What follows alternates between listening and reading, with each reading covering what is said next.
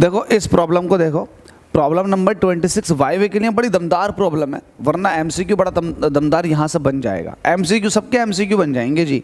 अगर आप कहोगे इसका एमसीक्यू बना दो तो इसका एमसीक्यू बन जाएगा। एमसीक्यू में कुछ टफ नहीं रखा, बस आपसे आने चाहिए। अगर आपसे वेरी शॉर्ट आते हैं, कॉन्सेप्चुअल प्रॉब्लम यार आपसे आने लगी तो आप डेफिनेटली सारे के सारे एमसीक्यू उड़ा दोगे। देखो क्वेश्चन दमदार है, आपसे कह रहा है what is the maximum value of power factor.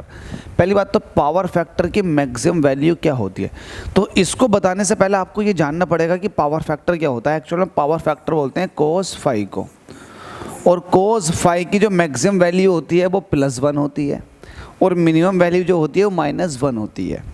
तो इसकी मैक्सिमम वैल्यू पूछी है तो मैक्सिमम वैल्यू होती है 1। अब आपको पता है कोस फाई की मैक्सिमम वैल्यू 1 कब होगी, जब कोस 0 डिग्री होगा।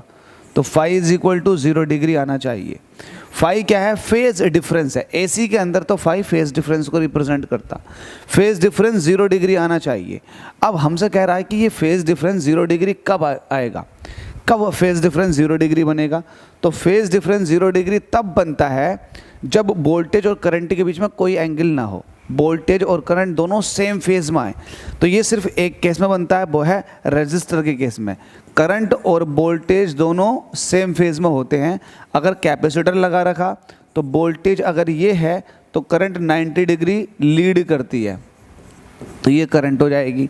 और अगर इंडक्टर लगा रखा तो आपको तो पता ही है इंडक्टर के केस में क्या होता है, वोल्टेज से करंट 90 डिग्री लैग करती है, फेज में 90 डिग्री लैग करती है। तो ये तीनों चीज़ें आपको अच्छे से पता होनी चाहिए।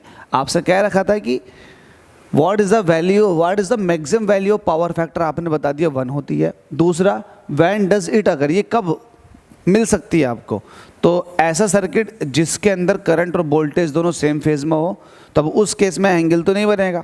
जब एंगल नहीं बनेगा तो उस केस में पावर फैक्टर आपको 1 मिल जाएगा। तो प्योरली रेजिस्टिव सर्किट के अंदर आपको पावर फैक्टर 1 मिल जाएगा, ठीक है, प्योरली रेजिस्टिव सर्किट के अंदर। तो ये मैंने डिटेल बता रखी है आपको, बस यहीं से फ़ायदा मिलेगा। सारे के सारे एमसीक्यू आपके बढ़िया हो जाएंगे। Thank you so much.